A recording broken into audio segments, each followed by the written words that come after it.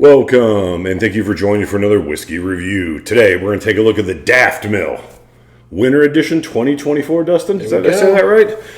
2011 vintage. This one comes in at 46% ABV. Mike's favorite thing, a vintage. You're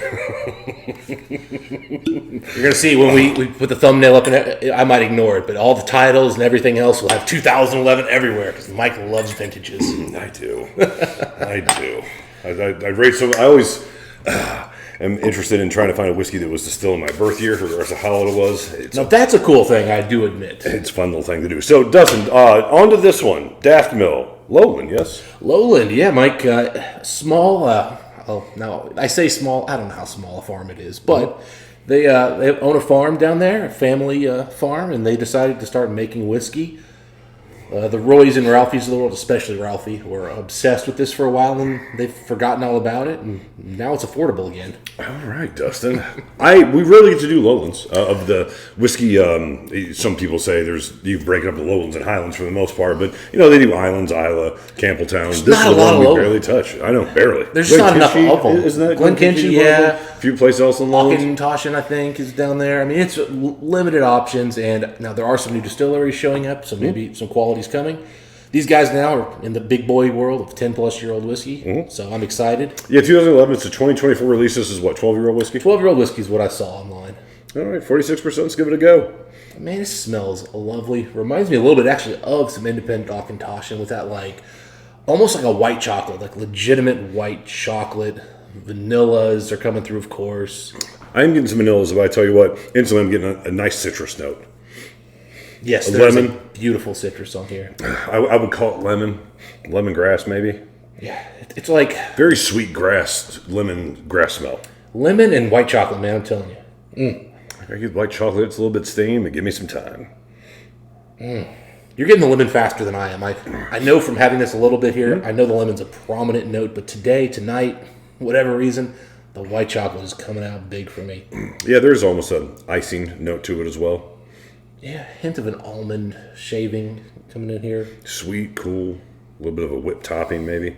I mean, talk about an easy, inviting nose. There is nothing bad here. Not a single off note here. I mean, if you don't like the nose on this, something's wrong with you. It may not be your favorite, but there's just nothing negative. I can see it being overly citrus because me, it's pretty citrus forward, but it isn't stinging citrus. It's a very sweet citrus, but not overly stinging. You're going to struggle in whiskey if you find this too citrus. I mean, there's a lot of distillates that are more citrus than this, is my point. Mm-hmm. This is probably more on the vanilla, chocolatey, kind of without a cognac, or not cognac, but a wine cask finish of any kind, really. Mm-hmm. A little more on the chocolatey side than I think most, more desserty. What do you think? This is just ex-bourbon? Yeah, I'm pretty sure it's got to be all ex-bourbon. I mean, when you say dessert, there is a kind of, like I said, a frosty note to it, which is part of that vanilla experience, but I can't get the chocolate quite yet, though. It's white chocolate. It's not dark chocolate. And white chocolate is almost vanilla with just a little chocolatiness. Mm-hmm. Yeah, that's what I'm getting so far, my friend. Maybe it's kind of getting a little slightly of a buttery note. I could see that too, for sure. Yeah, a little bit of a light pastry. I was going to say you tell me a plain biscuit with just a whiff of butter on it. An American biscuit. American biscuit, yes. Like a biscuit and gravy, but without the gravy, just a little butter. There's definitely no gravy here. I'm thinking Bob Evans. Yeah, and we're not talking about the gravy you have in the UK either. No. Very different. Talking sausage gravy. Yep. It's thick. I still drink it, though, sometimes. I'm not going to lie, Mike. I've recently seen a bunch of YouTube videos where they're showing English guys for the first time ever American biscuits and gravy. It's hilarious. The food culture differences is funny to watch on some shows. Yeah. All right. Going for the palate, doesn't. Every now and then you got to make those distinctions. We've got a pretty decent UK following here, and those terms mean very different things to those guys. This is not a cookie. But yeah, a little bit of oak note here on the finish. It's definitely not a well-aged whiskey when it comes to the oak note, but there is just a little bit of oak here too, just kind of rounding it all out here, guys. Very balanced whiskey.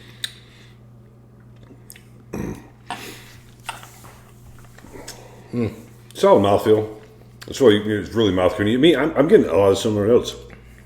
I'm getting a warm lemon. I'm getting some white icing. Oak note's a little more present here on the palate than it was on the nose.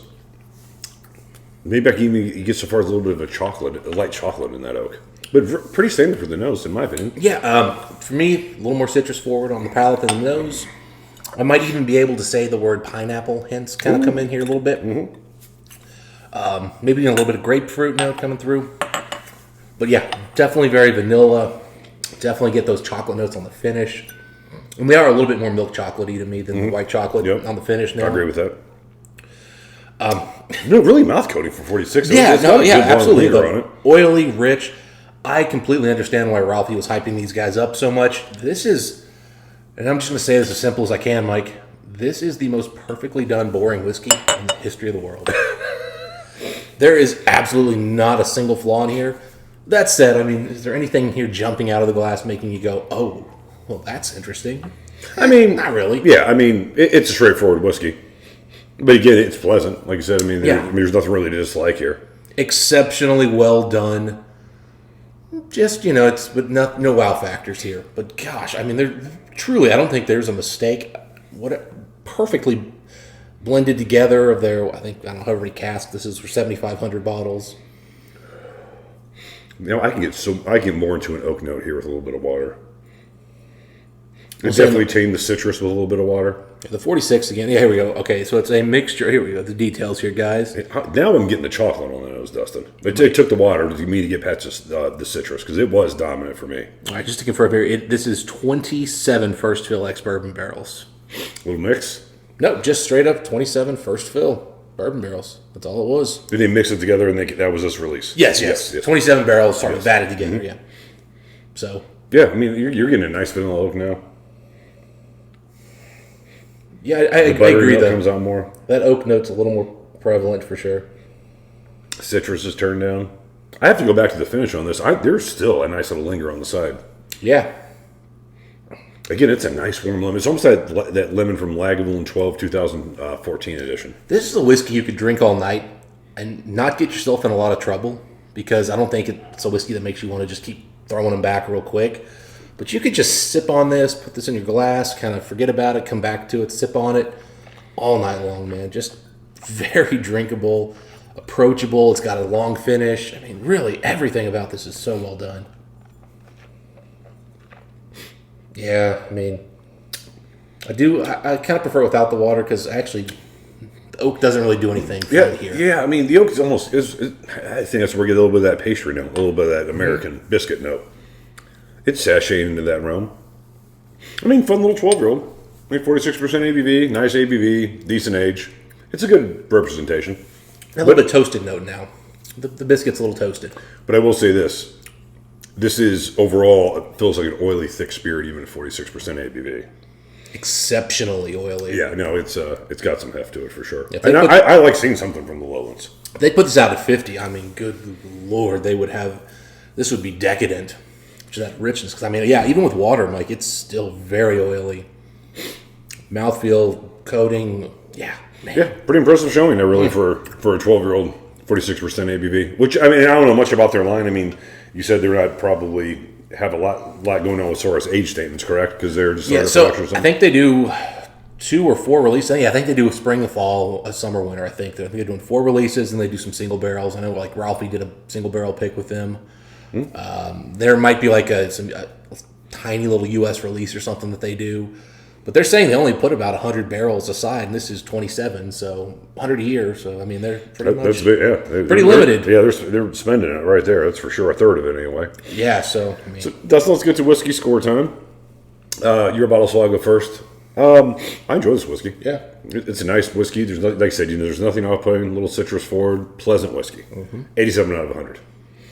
Yeah, I mean, in my head, I think from like a judging standpoint, I could almost just say, guys, this is a 90. It's so without flaws. But that's not how I score. I was thinking 88, Mike. That's where I was going. I am kind of right there, 88. I could go down to 87. I'm going to give him the benefit of the doubt because it holds water so well. I'm going to give him that extra point. Just an incredibly well put together, kind of boring whiskey. I look at it this way, Mike. I am going to make sure I always have one of these Daftmills on my shelf going forward. I will never have two. I will definitely try this whiskey out in the future. I would like to see some more exotic cask maturation, see a little bit of what they can do. I'd like to see that too. You're right. I don't think they're going to do it. But I tell you what, I like the overall spirit here. I mean, they're not trying to really cover it up. I wouldn't imagine too much with this, and it's a nice overall smell, pleasant taste, oily. Yeah, This this is one of those. I'd love to have it around. Just again, this is something different. It's a great example of what Lowland whiskey actually. It is very on profile for Lowland too, based on what I've had. I tell you what, man, simple, clean packaging too. I like the clear bottle. Yeah, about $100, just a little over, I think, is what I paid. So reasonable price range, especially for such a small distillery. I mean, they are really small. $87 is a $100 bottle. Yeah, for sure. Anyway, those are our thoughts on this particular whiskey. If you guys had a chance to try this one, let us know what you guys think. Dustin, until next time, what do we wish the folks? Happy daft drinking. See you next time.